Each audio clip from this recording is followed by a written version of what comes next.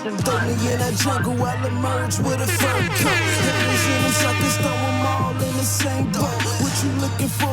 Keep it moving if it ain't dope. Ain't know how to cook it, they was knocking, so I gave them some. Fresh up on the streets, to the stage, how you like that? Hot Society Podcast, man. Welcome. Hot Society, what episode we on? 17? 17. Hot Society Podcast, man. 17, welcome, man.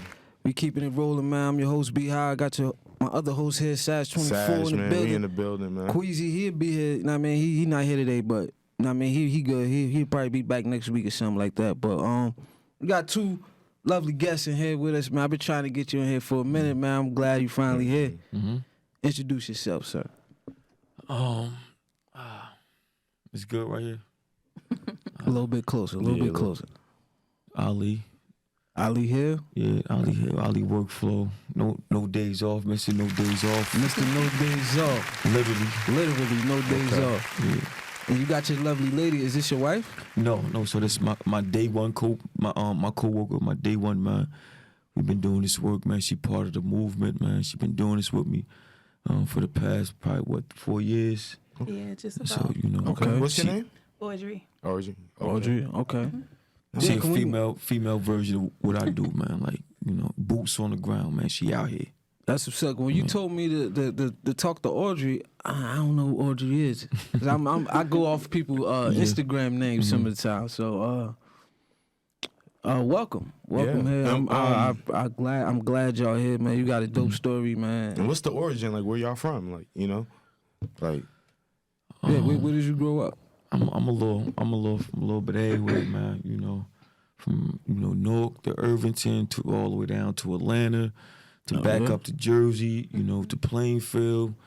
You know, a little bit everywhere, man. I got a journey, man. But you know, most of my years I spent behind bars. Like most of my years, young adult years, on up to 30s. Before we get to that part of your life, take me back before that, like how did you, like, what's your journey before you ended up in prison? How did you end up in all these, how did you end up growing up in all these different places? You know, just life. That's, you know, that was the hand I was dealt, you know. You ain't got no, you know, choice when it come to that, you know, the hand you being dealt with, you know, you just being put in certain circumstances where, you know, is beyond your control. Yeah. You know, we lived in Irvington when I was younger. Lived on Irvington, Vermont Avenue. Then we moved down to Atlanta. You know, my brother, my sister, my mother, stepfather. So we was down in Atlanta for a few years. My mother was shot in the head and killed down in Atlanta. So, you know, I ain't asked for that, but it happened. Wow, so I'm sorry to hear that. It's you know, I was 11 years old at the time. So, you know, like I completely like lost my mind. You know, that's when I can literally say that's the first time, like my first, well, I you know, I witnessed, you know, trauma before that. You know, I seen my stepfather knock my mother down the steps before, but you know, outside of that, like that was my first really traumatizing experience in my life at 11 years old. Like I lost my whole mind. Couldn't nobody tell me nothing. My oldest sister was forced to take care of me. You know, my father wasn't around. You know, he was in prison at the time. My stepfather was in and out of prison. So, you know, my sister, she had no choice. She was still in high school at the time. She had to take care of me and my little brother, man. So, you know. How much older was your sister than you? She was I believe she was just graduating high school. Oh, so she was around 18, you was 11. Yeah, I was 11. She was around 18, 19, just graduating. No, she already graduated the year before, but, you know, she was either just graduating or, you know. Yeah, that's still a child. Yeah, she was young. So at the end of the day, her hands was, you think she want to have to take care of two kids? She want to live her own life. She don't want to have to take care of me and my little brother. Yeah, that's a fact. You touched on something that's very important that you said, trauma. You know what I mean? Because like a lot of, I feel like especially in, you know, inner city communities, we don't acknowledge trauma to be like a lot of different events in your life that happen, you know, it's in total of trauma. And like, did you realize that that was like happening as far as a traumatic events, or as you got older, you know, like yeah, like did you reflect on it? Like, Or at 11, did you know that you was going through some crazy shit at that time? Like, I mean, yeah, I was definitely, you know, the way my mother raised us, man, like, so, you know, she raised us with good qualities, man. So, you know, just, you know, wake me up 3 a.m, you know, saying, listen, y'all got to come with us, you know. So first thing I do, I'm looking for my mother. So I knew something wasn't right. So they telling me at 3 a.m, waking us up, knocking on the door, saying we need y'all to come down to the police station. Who knocked on the door at 3 a.m? The police officer knocked on our door like 2, 3 a.m, and told us that we need to come down to the police station. I'm 11 years old, so I already know something. It ain't right. My mother not here, something not right. Yeah, at 11, I could imagine that's crazy. So that was, you know, like definitely my, you know, first, you know, which is part of the work that we do. You know, we do traumatizing work. We out here helping, you know, a traumatized community through a public health aspect, you know, also along with public safety, a little bit of public safety also, because they run hand in hand. No, and you're absolutely right, because you know, trauma is a public health concern. Absolutely. Right? It's just like a disease, right? It's just like cancer out here, right? That's a public health It'll concern. eat you up. Trauma will eat you up, like Absolutely. slowly. You know what I'm saying? And I say that because I'm a social worker. You know, I'm actually in my last graduate year. So I'll be finishing with my graduate MSW program. And you know, we might need to see you for something, bro. Oh, definitely.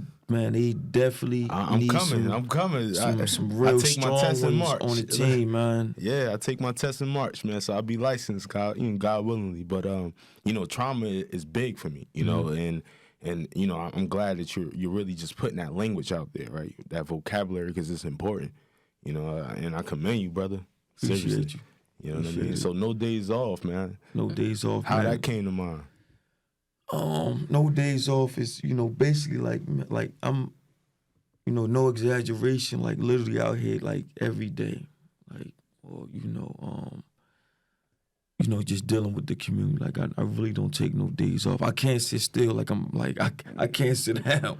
Yeah, you know, I feel like, you. Especially after doing all that time, I'm pretty sure you feel like you gotta run. Yeah, like I got enough rest. I'm good. Yeah, I feel you. I don't need a vacation. That's a fact. You know, I could go to the you know, I could go somewhere and listen to some club music and I'm good. That, you know, that's how I you know, my self-care. Self-care is important. That's my self-care. Everybody's self-care is not the same. I don't have to go on vacation 5 times a year for self-care. I don't have to do that. Yeah. I could go to the spa, go to the steam room. I'm good. You know, that's just, you know, but, you know. B, what's your self-care? Self-care? My self-care is marijuana. I ain't even gonna lie. I ain't even gonna hold you. Hey, man, this is bad. But before we get to the work you do with the kids, I wanna go back again real quick.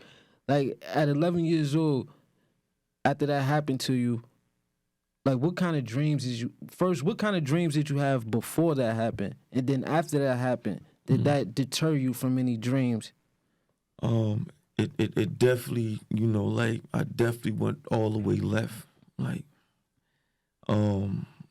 things just went, like, you know, before that happened, you know, my mother kept me and my little brother active. We stayed playing football, basketball, baseball. Like, you know, football was my favorite. Yeah. Like, you know, my mother came to my games. She was a mother. My mother was a mother. Yeah. Mm-hmm. I mean, like, she whooped my ass, you know, everything. Like, she was a mother. Okay. But, you know, at the end of the day, I loved her. I was a mama's boy. I was still sleeping in her bed, you know, when I was age 11, you know, when that happened. So, you know, I had dreams of, you know, playing sports, man. Like, you know. So after that happened, what type of things did you start to, like, did you start to get into the streets? You know, I definitely was, you know, out more, you know, at the end of the day. Like, I ain't looking at my older sister as a mother figure or a parent. So whatever she said to me didn't even matter. Like, I was fighting her and everything, you know. Her boyfriend put his hands on me and everything, because, like, you know, maybe I would have did the same thing. Like, man, this look, he just put his hands on you. you know, and this was her boyfriend, you know, at the time, who she has kids by now. But definitely, now I be losing my train of thought. No. You was talking about like, the question was, did that, like, did you start to get more into the streets? Like, was you was still in Atlanta? How long did y'all stay in Atlanta after that? Well, actually, we was living in Lithonia, Georgia. It was a nice, decent little town, but you know, shit got real. So you know, we moved to we wound up moving to Atlanta or Decatur, and you know, we was on Boulder Crest Road, like, you know, we was all the way in the hood, like that's where, you know, Gucci and them guys is from, right there, Boulder Crest Road. Yeah. So you know, it got real, man. You know, so being though we couldn't keep up with, you know, where we was living at before that happened to my mother, but you know, we had to, you know, it got rough. So I was definitely going to a rough school, you know. McNair, anybody, you know, that's from Atlanta or that know anything about the A, man, ask them about McNair High School, McNair Junior. It's like, you know, it was rough in there, man. Like, you know, I was in a junior high, somebody got shot, literally, I'm not making that up, like the junior high school. I had a boy out there, Mario, you know what I'm saying? Unfortunately, he got passed away. He was a rapper, Slim Dunk, from the A and stuff. Like, he used to tell me, because he played ball out there. He was telling me Slim Duncan used to play ball? Yeah. Oh, yeah, he tall as shit. Mario, he Mario originally from Roselle. Mario Hamilton. He went out there. His family moved out there and all that. So I could definitely co-sign with that. So yeah, it definitely got rough, man. You know, then it was like, man, you know, my sister put me out.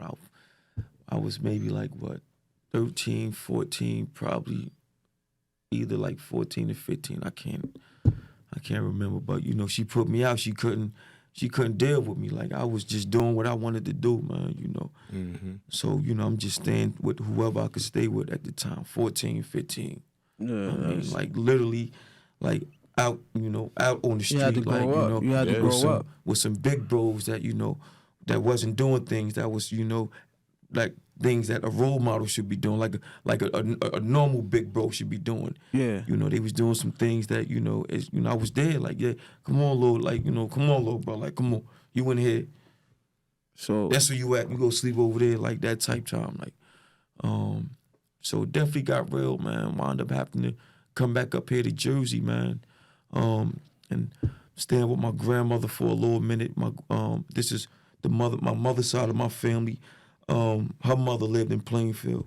You know, everybody, you know, from my father's side, you know, father's side of the family, they from Newark. So, you know, I was in, you know, a little bit everywhere, man. But wound up, you know, catching two first-degree armed robberies, man. You know, 16 years old. Was this in Newark? So, yeah, this was in Plainfield. 2 first-degree armed robberies, man, and that's when it was. Oh, so what happened? Did you go and was it an armed robbery, like a person to person, or like did you go in the store, like what? Yeah, it was. I don't want to go into details. It was crazy because, you know, I definitely, you know, took the weight for that, you know, dolo, you know. Oh, I feel you. I feel you. So, you know. Well, how long did you have to do for them charges? All together, you know, I wound up coming home after that. I had all together. I got 20 years in the prison system. I was 16 years old. You know, wound up coming out for a little minute, the halfway house. You know, just being in and out of the system, man. You know, but I had a 12. I did 12 years straight. Then I did 8 years. So, you know, the second, you know, the first charge, you know, was 2 first-degree charges. And I wound up coming home for a little minute. You know, how long I was still between? I ain't even gonna say I was home, man. I was on parole, man. Yeah. You know, you gotta understand, like, just before the prison, just the story before prison, that's trauma. That's already enough trauma right there. Yeah. Just period to go on with life with. So after going through that trauma and then going into the trauma of prison, 12 years of prison, then 8 years. So, you know, a person not gonna come home normal, bro. Like, you're not gonna come home normal because, you know, some of the things like just that I seen, you know, just being in prison to some of the racist prisons in Jersey, man. Which prison did you spend majority of the time? I was in every prison in Jersey, man. From Rahway to Trenton to Northern to Yarville, you know, every prison, man, you know. Never been to PC, never checked in. I went in Muslim and I came out Muslim. I didn't join the gang. I didn't go in there strung out and get strung out off medication, telling them psychs I can't do my time. I ain't do none of that. You know, I got through it, you know, by the mercy of Allah, you know, which, you know, Islam got me through, you know, that time. That kept me sane. Mm-hmm. Okay. Mm-hmm. Islam kept me sane. Like I might not be able to be on my deen 100% now, but through them times, Islam got me through it, man. The law got me through that, man. But as 16 years old, getting sentenced to 12 years, what's the first thing that ran through your mind? Like, what was your mind state at that time? I can't imagine at 16 somebody telling me I had to do 12 years. But I can't even I can't even remember what was going, you know, on through my mind, man. I couldn't even tell you. Like at 16, I couldn't even remember. Like you probably didn't even really understand the full magnitude of what that meant at that time.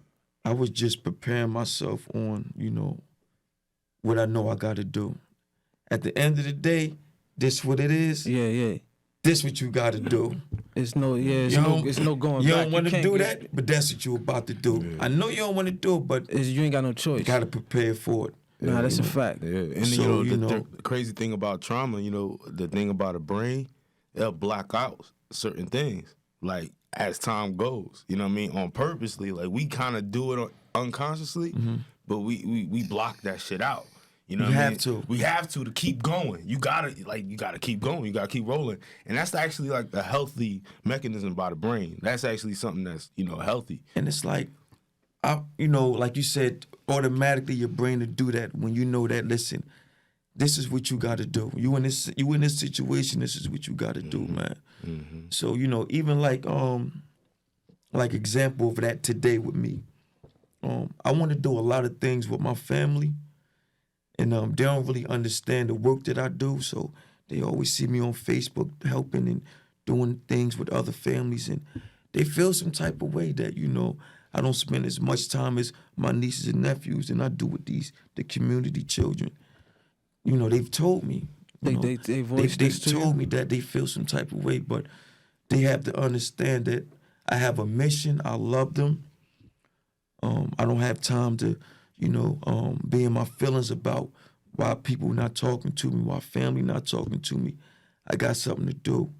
I've been gone for a minute. I got something to do. Mm-hmm. I'm not trying to catch up and for the lost time, but I got a plan, and I promise if this plan go through, I'm gonna be able to spend time with y'all like I want to. No, that's but right now it's a mission to accomplish right now, man. I relate to that because that's how I feel when I'm doing the things we doing up here. Even like, you feel me? Like sometimes people don't understand, don't see the vision until it actually comes to fruition. Mm-hmm. Once it comes to fruition, then everybody pretty much gets it. But sometimes you gotta explain to family members and loved ones that look, I mean, like you just said, we on a mission right now. It's a marathon, not a sprint. We got it. I mean, we got to go through it. It's gonna be ups and downs. It's gonna be growing pains and all that. But you just got to keep pushing. And I think that's admirable. That's the word I'm looking for. Admirable, right? Yeah, you know, I just want to ask you, you know, working out there in the community, what are certain like common challenges that you seeing our kids go through? Because I know they're suffering out here. You know what I'm saying? And just, you know, from your story, you know, you could probably pick it out. You know, from, you know, if it's 15 kids, you could be like, all right, that one. You know, at the end of the day, we losing to the, you know, like we just putting a Band-Aid on things, because if policies don't get changed, then we just go keep putting a Band-Aid on stuff. So, you know, that's what we out here literally gunshot doing. wound type thing. Yeah, like we done been out there on scenes where, you know, you know, people done been, you know, in situations we done been out there, man. Like, you know, the little girl that was on South Orange Ave. Little girl got shot. Like, we was literally on the scene, man. Like, you know, bro, you know, whipped out when I'm out there, you know. So, and I like that wound thing, man. That's big right there. Because I look at that's how trauma is. Yeah. Womb, like that's and you know, as far as social work, right? We be saying, you know, therapy and all that stuff, but like you said, it's bigger than that. It goes to the policies. The policies can stitch up the wounds, right? Because it can stop that generational growing of traumatic. Because like a lot of things is generational. Like that shit is just keep happening. And keep So happening. how Yes, that's called that's called what's the trauma called? It's called inherited trauma. no, yeah. Trauma that your kids, they ain't got nothing to do with it, but they inherited that trauma from their mother or their father. Ain't got nothing to do with them. Exactly. It's just trauma that Inherited it's just trauma. been passed down to them. So what type of things are you doing to actually getting these laws changed or these policies changed? Like what type of work are you doing to actually be proactive in that area? So you know, we do it all, man. Whatever we could do, man. Cause I we see do you it down all. at like City Hall and stuff like that. Yeah, like Yeah, I you seen know. Yeah, I'm down to City Hall. You know, when we have a meeting or you know, a class or a training, but you know, I work for the city, but I don't work in City Hall. You know, I don't go I feel wearing you. a shiny suit every day. You know, to City Hall. Maybe one day, you know, I'll be able to dress like that. But I'm boots on the ground. She boots on the ground. OG works in the health department now, but she's still also with West Ward Victim Outreach. We're part of the health department. We have an office on South Orange Ave. What we do is mentor young men between the ages of 18 through 30 that's been through some type of trauma. They either been shot, stabbed, jumped, you know, been through prison, hit by a cab, whatever, saw something that been through some type of trauma. They all the way out of tune with life. They graduated high school, not doing nothing with themselves. They getting into things out here. So they stuck behind them pills. Oh yeah. And That's a big thing. and that's the problem right there. Oh yeah. That's the real problem, because that's a chemical drug that's made in the laboratory. I know. They made that up. Mm-hmm. And it's like y'all think they Skittles, man. They crazy don't out even here. understand it.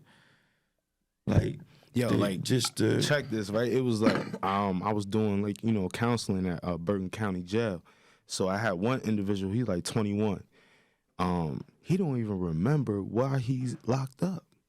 You know what I'm saying? Because that's how many pills That was Xanax. Yeah, exactly. Like he took down, and you know his charges came back like threatening the cop, and he all this wild stuff.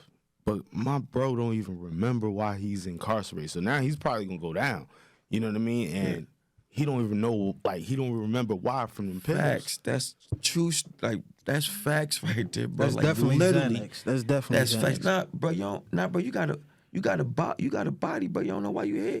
Yeah, they say you caught. I don't know why they got you in the room with me though, but brother, you ain't going nowhere for a minute. Like, they wake up like they in the cell, like they don't, like, They black out real quick. and that's what that drug is doing to them. So that's the real war right there. I mean, man. like, cause So, when I was in high school, right, I went to Shabazz, right. Now we smoked weed in high school. you graduated from Shabazz? Yeah, 2007. Okay. So we smoked weed in high school. We probably fucked around with some liquor or something like that here and there. But it wasn't the pills wasn't a thing at that time. So my question to you is, 'cause I know you do a lot of work in West Side. Do you actually see kids coming there that's high on pills and stuff like that? And if you do, what type of advice would you give them? I see it we see it every day, man. Every day. I mean, it's all around us. It's not just in, you know, in schools. It's outside of the schools. Yeah. But sometimes, man, you just have to, you know, just a little bit at a time. Just, you know, you already know these kids, man. You can't go hard at them because They gonna shut down. they will try to match your aggression. They don't care. You know, like the stuff that be coming out their mouth is like, you know, they don't care about life, but, you know, I know they really do. But, you know, just, you know, sometimes I might be out there in the morning, you know, doing, you know, safe passage, just making sure the kids getting to school safe. They ain't out there fighting, you know, just looking out for any weirdos, you know. Yeah. But you might see one of the little bros and you be like, what's going on, little bro? Good morning. He might look at you and just keep walking. Right? But you got to be consistent. You got to follow up. You got to be back out there the next day, too. To say good morning again. What's good, little bro? Yeah. Next time, he might be like, he might get a head nod next time. Yeah. Know what I mean? Then the next time, now y'all might be conversating. Know what I mean? And then the next time, Ali, bro, can you walk me to the corner? But I don't want to, like, I'm trying to get away from them. All right, come on. Yeah, consistency, like, being consistent like that, it builds trust. No days off. Absolutely. No days off. That's why. Literally. How can my phone, like, I can't cut my phone off, man. Like, only if the battery died, my phone is off. But my phone is never off because somebody calls me that need me when I'm not. Until I can get somebody to be there for them, I gotta do what I gotta do. I gotta hold the line. So what type of, like, do you feel, I know this is work you love to do, but do you feel sometimes like it's some type of what's the word, like burden? Like you said, you can't cut your phone off. I know you said what's your a burden, family. though? What's a burden? What I mean by that is Like a burnout. Like a burnout. Like basically, do you ever get tired? Burnout. It's sometimes you. Oh, do I get tired? Yeah, I get, as a human being, do my body get tired? I need some sleep, yeah. But other than that. No, talking about like as far as mentally, because I know you like mentally tired. Like, does it ever get a little bit overwhelming with because you know you got a big mountain to climb? Yeah. Does that peak ever get like overwhelming? Like, then I got to climb this big mountain. We just talked about this the other day in the team meeting about, do I think, you know, sometimes is the work overwhelming? I don't think it's overwhelming. I don't think, because, you know, every time, you know, somebody come in that office, you know, that's just energy. Energy, especially if they be like, Ali, I went down there and got my ID. I went and got my birth certificate. Ali, I signed up for school. That's energy. Yeah. So, you know, because we definitely look for results and not numbers. You know, we a little small office on South Orange Ave. You know, if you would ride by and wouldn't think that, you know, like the results we get, and not just numbers, you know, results, because, you know, you have a lot of people out here, they just chase numbers. They just want numbers. They don't really care about results. Yeah, like I'd rather you have a small office and actually helping people, even if it's a little bit of people, then, like you said, to have the big fancy office and just get numbers and you're not actually helping nobody, just looking like you helping somebody. You feel what I'm saying? So I think what you're doing is way more effective than with somebody with a big fancy extravaganza who just number chasing. You feel what I'm saying? Like, but you work with people that's not in high school as well. You work with people around my age as well. Anybody that come through that office, we're gonna send them somewhere. We're gonna refer them somewhere. Okay, yes, the program on paperwork, far as the grant works, 18 to 30 male victims. Yeah, in the West Ward. Okay, that's on paper. I don't care about the paper.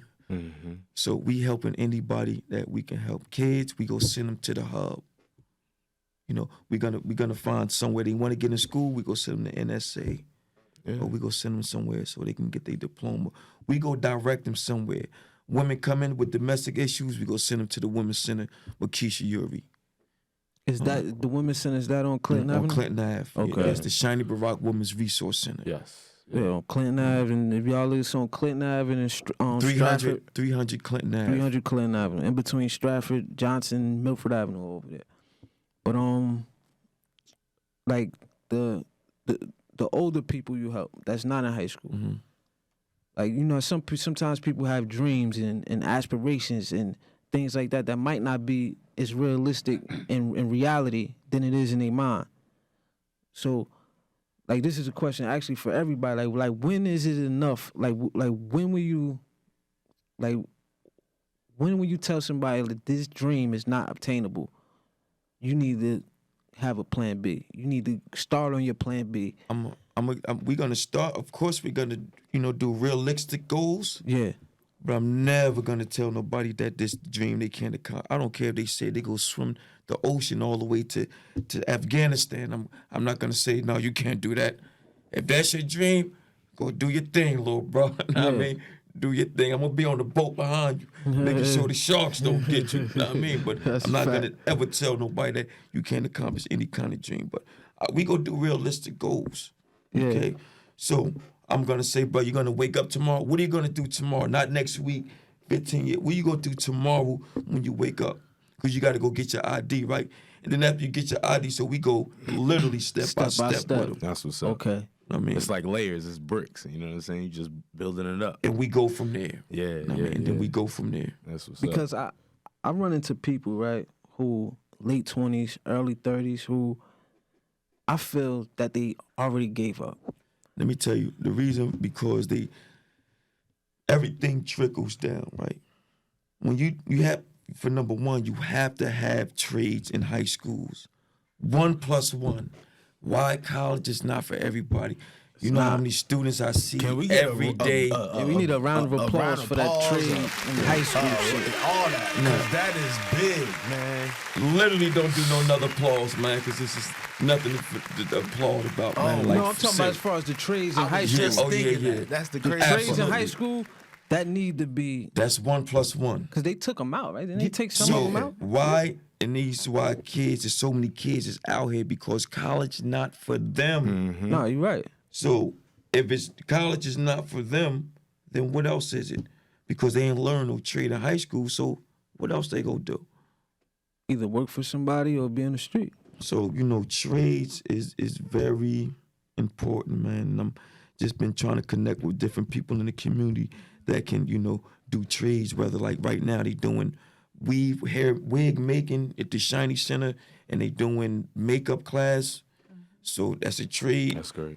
Some sisters came over that got their own businesses that's doing it, and motivated some other sisters. We got the construction class going on the West Side every Friday for the men. Where they could get certified, or give them some employment, but just give them a little bit of training, give them a little bit of basics. No, that's beautiful. Doing different things every week, from plumbing to electrician to they built a box one day. He said if you could build a box, you could build a house. This is what the guy that trains the class said. This is, if you could build a box, you could build a house. Nah, cause I think that's really dope, because it's like we was talking about that here on an earlier episode. Like, college is not for everybody. Some people, like, if you're gonna be a lawyer, if you're gonna be a doctor, if you're gonna be something that like a specialty job, then yeah, you might need to go to college. But if you're just gonna go get a BS degree and you're gonna be in all that debt, I feel personally that you should just go straight for what you like. If you're gonna be a barber, there's no reason to go to college. Yeah. You want to go to cosmetology school. You want to go straight there, so you get straight to what you want to do. They should always want to, further their education. Like, recently, I signed back up for college, with the help of Orgy and a few other people that motivated me just to have something, just for something to do. Always, Knowledge. Always. But yeah, learn, but the education is one thing, but a lot of people go to college not just for the education, but they going there in hopes of obtaining a job to get money to be able to live after that.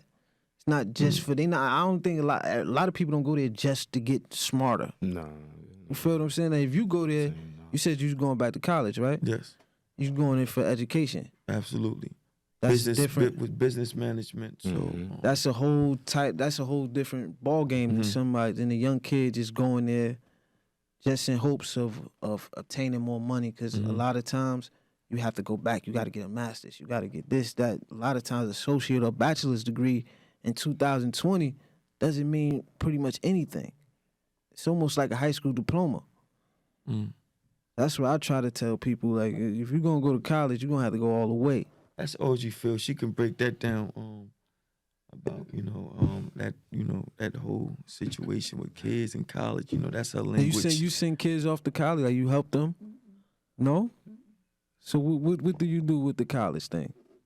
Gotta come into the mic. If you don't mind speaking, I know you don't want. I know you don't want to do it. Just give me this one. Let me tell you something. She ain't shy, so I don't know. Like I don't even know why she trying to act like. Cause I'm telling you, she ain't shy. For the last 2 weeks, and I've been having crazy coughing fits, and I'm okay, but the carpet is irritating my throat. Oh yeah. I had ice. I had a whole cup of ice in the car, but as far as college and everything, I don't know. I don't know why he said that's my area of expertise. I really can't tell you. But when it came to us re-enrolling back into school, because I had to do it on my own when it was my turn, I already knew a lot of the tricks of the trade.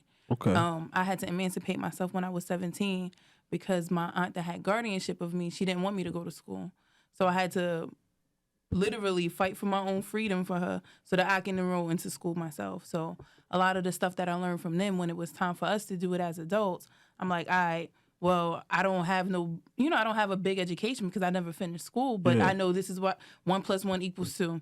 2 + 2 = 3. You feel me? Yeah. So I just kind of knew the process and just really was patient with it, to make it happen.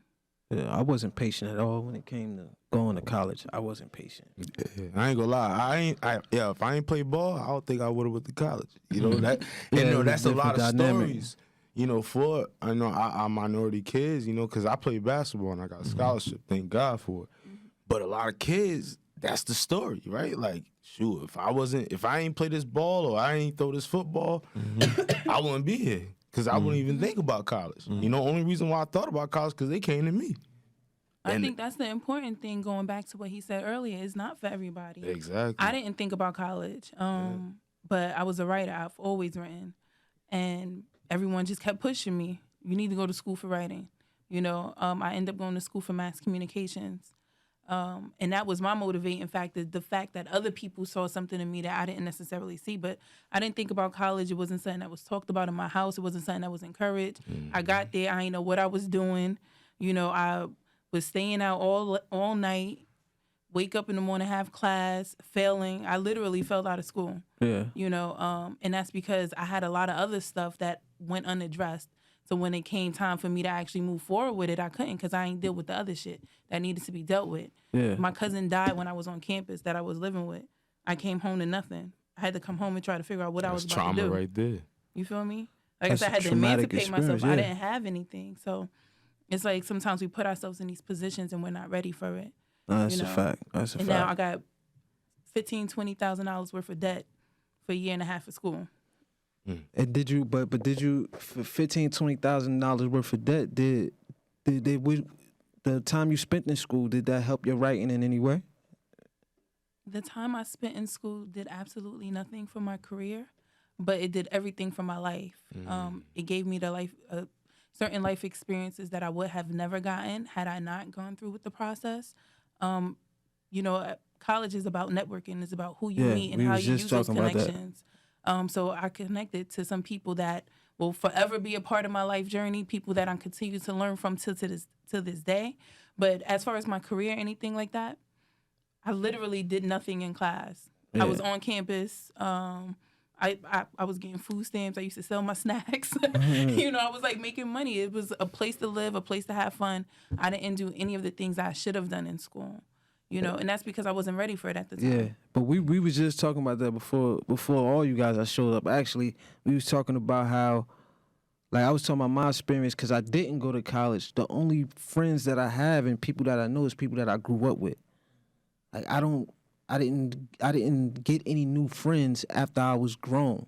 You feel what I'm saying? I think college actually does that for people. You actually get to have a new relationship at 22 years old. No, you're right about that. By the time I'm 22 years old, all my friends I knew since I was young. So if that don't work out, like, them not my friends no more, you don't have any more friends. Like, you just say you put out a ad on Craigslist for friends and shit like that. But before we continue, man, we're going to get into this week's artist spotlight. It's Noonie the girl who raps, Big Noonie. She out of East Orange, New Jersey. She real dope. All right, EO. We're going to get into that. This song is called Work.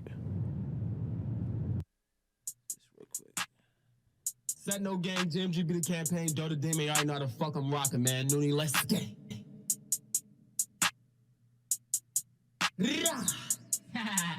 you serious? What? Big Noonie. Putting that work. Pull up, you gon' get this work. If he tryna fuck, better work. Cause I skate on that nigga like skirt. These bitches don't like me, don't care. I pop on a bitch like a perk. These bitches be capping they skirt. And if it's on site, then no work. Fat bitch. Putting that work. Pull up, you gon' get this work. If he tryna fuck, better work. Cause I skate on that nigga like skirt. These bitches don't like me, don't care. I pop on a bitch like a perk. These bitches be capping they skirt. And if it's on site, then no work.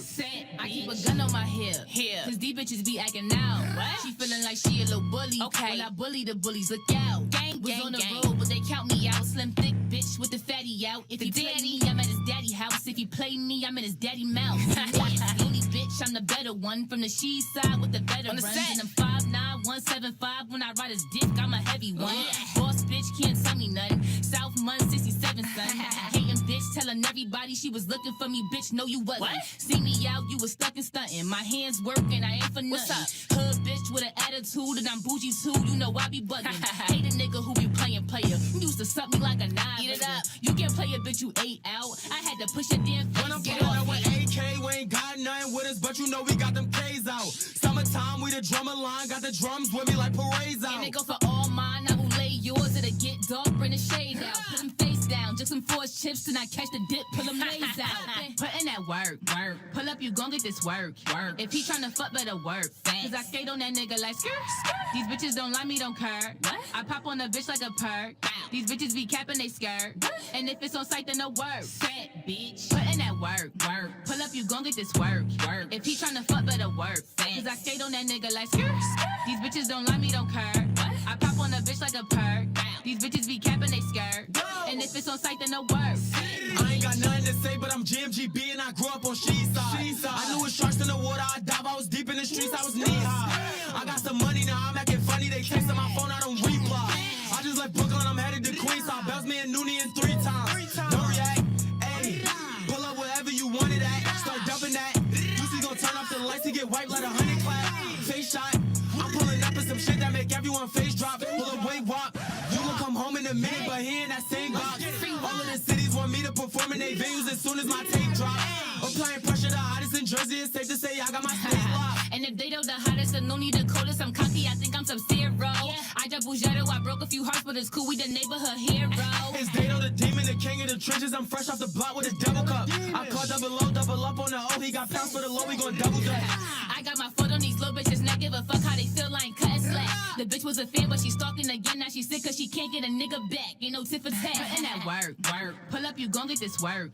If he tryna fuck, better work. Cause I skate on that nigga like skirt. These bitches don't like me, don't care. I pop on a bitch like a perk. These bitches be capping they skirt. And if it's on site, then no work. Fat bitch. Putting that work. Pull up, you gon' get this work. If he tryna fuck, better work. Cause I skate on that nigga like skirt. These bitches don't like me, don't care. I pop on a bitch like a perk. These bitches be capping they skirt. And if it's on site, then no work. Fat bitch. Cause they all the If same you popping 10 perks a day, anything more than 10, yeah, you about to graduate. Damn. Oh, You yeah, definitely shit, about less to than graduate that. to the next thing. Exactly. We was talking about that. I know a guy who he told me he needed 4 just to get out the bed.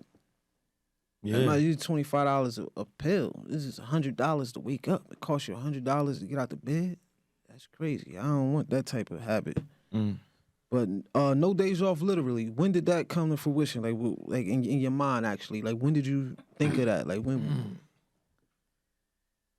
Oh man, when Were you still in prison when you came with this? Nah, this is something that I came up with. That we came up with out here since I've been home.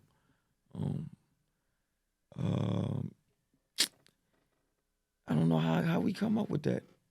Can you help me out, man? But do you know who Wallow 267 is? Yeah. You remind me a lot of him. Yeah, I see that guy sometime. I peek in here and there, man. That guy he be on 100 though. Yeah. I ain't talking about as far as that part, but like y'all stories are kind of similar. Y'all stories are kind of similar. Y'all both did 20 years in prison. Y'all both coming out and did work with the community and stuff like that. Like, that's what drew me towards your whole thing that you had going on. Okay. I mean, I didn't know you did 20 years until I got your biography, but Yeah. you know, like how. So the no days off, like what does it mean to you? Like where you trying to take it? Like where do you want people to? I want No Days Off to be a corporation. Hopefully, that's the. It's not realistic right now. No, it actually is. All you guys speak it into fruition. You're right. Brother. You're right. Speak it into fruition. But I wanted to be in a corporation, and then I just want to have different entities of community organizations under it, or different work under it. You understand what I'm saying? Mm-hmm. You can say, Ali, I want to do a No Days Off restaurant. Okay, go ahead. We go do a road. It's going to be incorporated under No Days Off. You want to, whatever you want to call this restaurant, or somebody. A no days off restaurant can never be closed. Ever. Never. 24. It's like a new chicken shack. It can never be closed. The new chicken shack. So, or you might come and say, Ali, I'm gonna open the shelter up now, and I want to put it incorporated under No Days Off. Yeah, that's dope. That's But, dope. real dope. She don't really have to ask me, because executively, like she is, she's part of this. That's dope, because it can span off in so many different avenues. You can even make a sport team. No Days Off. No Days Off studio. No day. Bros in here every day. Let me see what you got, little bro. Yeah, that's dope. I mean, this shit. You got 5 minutes free studio time. Let me see what you could do real quick. Yeah. Every day, we ain't never closed. So. Yeah. And that's a dope thing, because I just seen something in New York. They just put a studio in the library. A studio in a library? A studio in a library, bro. That's kind of a. But think about it. That's genius. Because now you're getting kids. I mean, don't you supposed to be quiet in a library, though? Obviously, yeah. But obviously, it's probably like closed off. Soundproof. Soundproof. And all But that's that. what's kind of ironic. But it's genius. You ever been to the Hub? The Hub? Nah, what is that? What's that? The Hub, Prince Street. Oh, I know what I you're heard talking of that, about. yeah, You're talking but about I the haven't been clubhouse. Yeah, haven't help been us there. become better. Yeah, they haven't been there, though. They Is that have the same thing? The clubhouse, the No. thing on Prince Street, and that's not the same thing. The clubhouse is on Spruce Street. Spruce Street, yeah. The Hub is on Prince Street. Nah, I Yeah, don't know. it's a a center for the for the youth. They have different activities. He has a studio, a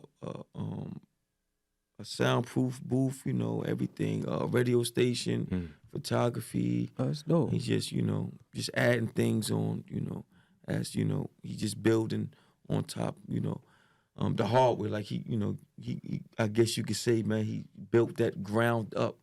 Yeah. So that's literally a grassroots organization. And what is it called? Just the Hub? Yeah, help us become better. Can you give a little bit more details about the Hub, Audrey? You basically said it all. It's it's a trauma center. They use art therapy as a way to get through the trauma. Of course, they have the regular services, social services. They have therapists there, or licensed social workers and whatnot. But they use art therapy. They use art therapy as one of the ways to getting through to the youth, because a lot of times it's hard to just sit and have a conversation about what you've been through. But our guys, they'll put it in a song, Yeah, yeah. It's a different form of expressing yourself. And they also have the radio station there as well. So they have another mechanism for expressing themselves. They have the photography. They actually teach them engineering and producing. So they teach them these different things. So they're giving them a skill set, but also teaching them how to cope with the trauma that they've been through. And then they have the services there that if they need to speak with someone, they can speak with one of the licensed social workers or one of the peer mentors. They have the education room there where they have after-school programs for the youth. They have a MTOL, which is My Thoughts Out Loud, on Saturdays. I think it's probably like once or twice a month. And it's open to like community. Yeah. The And kids it's in the youth community. driven. So whatever That's they want to perfect. talk about, whatever they want to have the a panel discussion about, My Thoughts Out Loud. The hosts are the youth, 12. I would say like 12 to 18. That's dope. It's pretty dope, and it's a non-judgmental environment. The adults are there, but we're not to chime in on a conversation. Yeah. We just fall back, and then if we see it, going a little bit offhand, then we'll stir the conversation back. But it's really dope for our children to have. Yeah, that's dope, because we ain't had that, not that I know of growing up, but like... But they had the Boys and Girls Club, Yeah, the Boys and Girls, I don't know why. Now, for some people, the Boys and Girls Club worked. For me, it didn't. I did not like the Boys and Girls Club at all. Them kids was bad, man. You know what I'm saying? You go over there, you might get jumped. You know what I'm saying? I'm From be another honest block. like my little sister excelled in the Boys and Girls Club. It was actually good for her. And she met friends. She actually it was good for her. For me, it wasn't. I didn't like it at all. Like it felt like in school after school to me. Like I wasn't with that. But like when you talk to the kids and like, do you talk about the things you went through, like your prison term and like try to share your experiences with them to try to maybe deter them from going down that route? Sometimes if I feel as though they're mature enough to handle that type of conversation, I keep it raw with them. Yeah. Sometimes, let them know what I've been through. Sometimes. Let them know what to do, what not to do. I can only tell you what I did wrong. I can't tell you about what nobody else did wrong but me. I can't tell you about nobody else's life story but mine. Yeah. So, sometimes I use what I went through to maybe, give them some guidance. Sometimes it work, sometimes it don't. Sometimes they can relate, sometimes they can't relate. So, absolutely, man. I definitely, man, You brought up something earlier about the football. Like you was big into sports and football was your thing. Like, did you guys see the Aaron Hernandez documentary on Netflix? I didn't watch it. I read the Instagram commentation of it and decided not to watch it. Oh yeah, wow. Yeah. What was it? They said basically like a lot of what the documentation was about was the documentary. They just kept alluding to the fact that he was broken because he was gay, and that's what caused his trauma, and that's what caused him to snap because he was gay. Yeah. Yeah, that's basically and that was basically the root of all of his trauma. So it really took a lot of the from what I'm hearing, it took a lot of the accountability off of him as a man and being able to make your own decisions based off of your logic because you're grown as hell. We all experience trauma, but we still have that bit of discernment. So I'm not interested. Not to kill 3 people or allegedly, right? Yeah, like I don't. Not in that manner. Nah. After 40 million, right? You get 40 million. I mean, at a certain age and at a certain point, and you're already successful in your field or your career. At a certain point, you have to have some type of accountability. And what the Netflix special did do was it kind of gave him a bunch of excuses. Is it why that happened when it didn't give him no account. You didn't see it either? No, I don't even have time to watch stuff like that. No, I feel you, but my point was to bring that up was it's called CTE? Yeah, CTE. With the brain damage thing trauma. like that. Like as young kids playing football, like do we tell our kids do we still encourage our kids to play football now that we're aware of the brain trauma that happens? Like, cause you guys, these kids playing football since Pop Warner, high school, college, professional. See, but the thing is, I got a 7-year-old. Like, he loves football. He excels at it, actually. And we took him to a sports doctor. And they said, don't start him until 13, 14. As far as kids shouldn't really start tackle until 13, 14 years old. So that's like 8th grade, 9th grade. But these kids out here, 6th grade, 5th grade, hitting. And that's the issue. I mean, but what do we tell our kids? Because, like, I mean, my little cousin, his first year playing Pop Warner, he goes from off the bench as a lineman to a starting quarterback. Now, do we pull him away? Say, no, you can't. This is too dangerous. Or nah, you just encourage. It's gonna be a few things that they want to do. Maybe you may want to focus on encouraging him to do, outside of football, encourage him to do, you like art, or maybe you might encourage him a little bit more to do art a little bit more than you do football. So, but you can't crush their dreams, man. Like we all go die from something, man. We all go die from something. I mean, they making technology, man, with these helmets, man, with probably in a minute they ain't even gonna feel no type of hits. They just gonna be, they hitting somebody. But the protection they got, man. But then, like we see a lot of cases of this now. But like the flip side of it is just thousands of football players who's actually living a good life after football, during football. It's not everybody.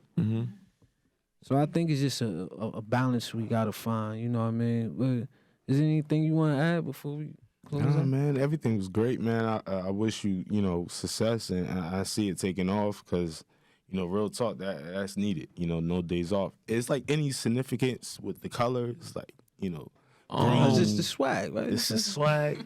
I want my shit saucy. But tell the people, where can they find you? Where could they support, help? Just let the people know, where can they find you? They want to come to your office. Somebody want to come get mentored. Oh, you can let them know. Where we can be located and found, and break it down. Let them know. 846-850 South Orange Avenue. We're right across the street from the Dollar Deals in between Alexander and Pine Grove. You can find him on Instagram at No Days Off Literally, No Affiliation 95, and No Affiliation 78. Okay. Yeah. And where can they find you? Because don't try to put everybody on me. So the DM's gonna be So- flooded. Yeah. My Instagram handle is Umi_the_God. And I'm currently working out of the Department of Health, 110 William Street, room 111, social services. If you know any families that need placement, shelter placement, they need resources, come holla at us. Funds roll in February. Back rent and security. So do you just help families, or do you help individuals as well? There's someone else that take care of the individuals. I stick to my job. Okay, so I had to get your information. I got somebody who might need to take advantage of those services. And so all of the services in the city, if you know anyone that needs any type of help, make sure you definitely send them to the WWVO office because they refer out. So whatever they can't handle there, they're going to make sure they put you in the hands of somebody that, not an agency that say they're going to do it, somebody that is actually going to do it. They're going to really get it done. So make sure you go there because that's how you're getting some real good services. That's what's up. All right, man. So anybody out there that needs some mentorship, man, this wonderful brother, man. He's boots on the ground, as well as the sister Audrey here, man. They boots on the ground, helping the community, making sure that our young men and women grow up safe and have a good head on their shoulders and just be productive citizens in this society, man. That's all I want. That's all I ask for. For more brothers like you, myself, Sag here, sisters like Audrey here, man. We need more of us here. Definitely. Platforms like this, y'all always welcome here. Appreciate it. Real talk. Any you want to bring some of your students got some talent. They want to come up here and showcase their talent. They got videos they want to showcase. Doors open, man. The door's always open. You got my contacts, man. And that's how we gonna give it up, man. Episode, what we on? 17, right? 17, baby. I gotta get out the teens because I can't remember the teens, man. We But almost look, there, man. like, subscribe, comment, man. It's High Society Podcast, man. I'm your host, B High Sag 24. Sag, we out. We out of here, man. Ali Hill, Audrey, man. No days off. No literally. days off, man. This is how we giving it up, man. See y'all next week. We out. We out, man.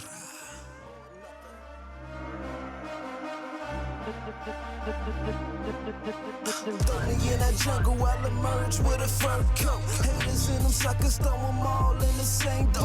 What you looking for? Keep it moving if it ain't dope. Ain't know how to cook it, they was knocking, so I gave